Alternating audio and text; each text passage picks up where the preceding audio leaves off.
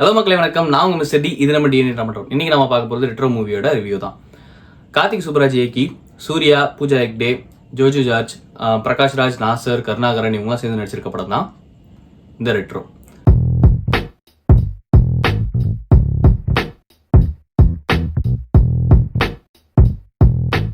படத்தோட கதை என்னன்னு பார்த்தீங்கன்னா, ஒரு சர்வாதிகாரியோட கீழே இருக்க ஒரு தீவை அடிமைப்படுத்தி வச்சிருக்கிற ஒரு சர்வாதிகாரியை எதிர்த்து வரக்கூடிய ஒரு நபர், அந்த ஒருத்தனுக்காக பல வருஷமா காத்து கிடந்த மக்கள், அவன் வரும்போது அந்த மக்களை எப்படி அவன் மீட்டான், அவன் வாழ்க்கையில சிரிப்புன்றதே இருக்காது, அந்த சிரிப்பும் அந்த மக்களோட சிரிப்பும் வந்ததுக்கான காரணம் என்ன, இந்த மாதிரி விஷயங்களை சொல்றது தான் இந்த ரெட்ரோ படம். ஆக்சுவலாக இந்த படத்தோட கதை வந்து நமக்கு ஒன்றும் புதுசு கிடையாது.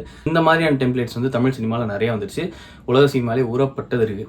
ஆனால் இந்த படத்தில் வந்து கார்த்திக் சுப்புராஜோட டச்சில் அவர் கொண்டு வந்திருக்காரு. கதையில் வந்து பார்த்தீங்கன்னா, ஆரம்பத்தில் வந்து இந்த படத்தில் ஒரு 15 மினிட்ஸ் சீக்வன்ஸ் ஒன்று வரும். லைக் சிங்கிள் ஷாட்டில் எடுத்திருப்பாங்க.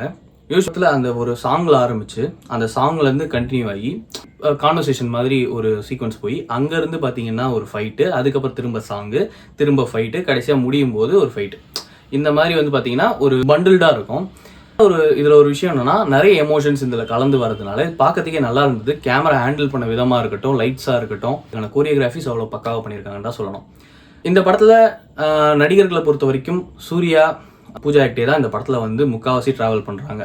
இதில் வந்து சூர்யா தான் த்ரூ அவுட்டாக அந்த படம் முழுக்க அவரோட ஷோல்டரில் தான் இந்த படத்தை கொண்டு போகிறாருன்னே சொல்லணும். அவர் சுற்றி நடக்கிற கதை தான், பட் இருந்தாலும் அவரோட எஃபோர்ட்ஸ் வந்து இந்த படத்தில் பக்காவாக தெரிஞ்சிருக்கு. ஏன்னா ஸ்டன் சீக்வன்சஸ்லேயே இருக்கட்டும், எமோட் பண்ணி நடிக்கிற விதத்துலேயே இருக்கட்டும், உண்மையாலுமே ரொம்ப நல்லா பண்ணியிருக்காருன்னு தான் சொல்லணும்.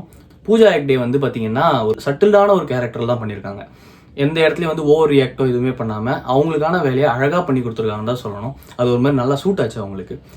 ஜெயராம் வந்து பார்த்தீங்கன்னா சில படத்தில் அவரோட காமெடிஸ் ஒர்க் ஆச்சு. பட் ஜோஜு ஜார்ஜ் வந்து எந்த அளவுக்கு நல்லா நடிப்பான்னு தெரியும். பட் ஜோஜு ஜார்ஜோட பொட்டன்ஷியல் இந்த படத்தில் அவங்க வந்து எடுத்துக்கலையோ, அவரோட பொட்டன்ஷியல் வந்து இவங்க யூஸ் பண்ணலையோ அப்படி தான் இருந்தது.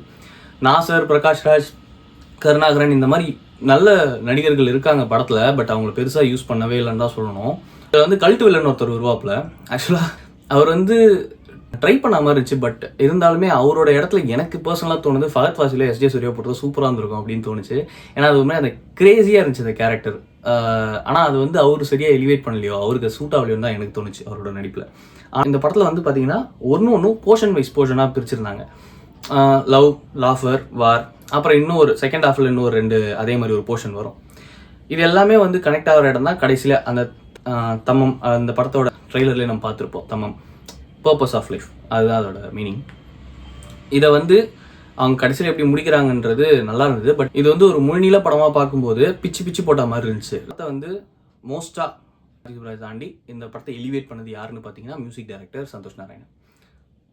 பெரிய குடோஸ் கொடுத்தே அவருக்கு. ஏன்னா அந்தளவுக்கு ஒரு நல்லா எலிவேட் பண்ணியிருக்கான்னு தான் சொல்லணும்.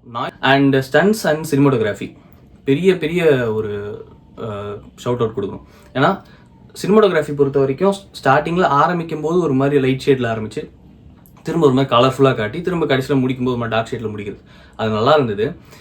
ஸ்டன்ஸ் பொறுத்த வரைக்கும் கிச்சான்றவர் பண்ணியிருக்காரு. உண்மையிலே சூப்பராக இருந்துச்சு. அவரோட ஸ்டன்ஸ் கோரியோகிராஃபி உண்மையிலேயே சூப்பராக இருந்ததுன்னு தான் சொல்லணும்.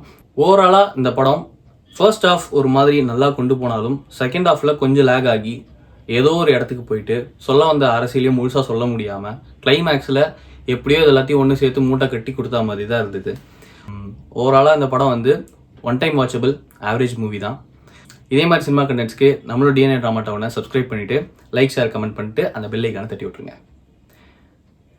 அடுத்த வீடியோவில் சந்திக்கிறேன். Until then bye from it's mister D.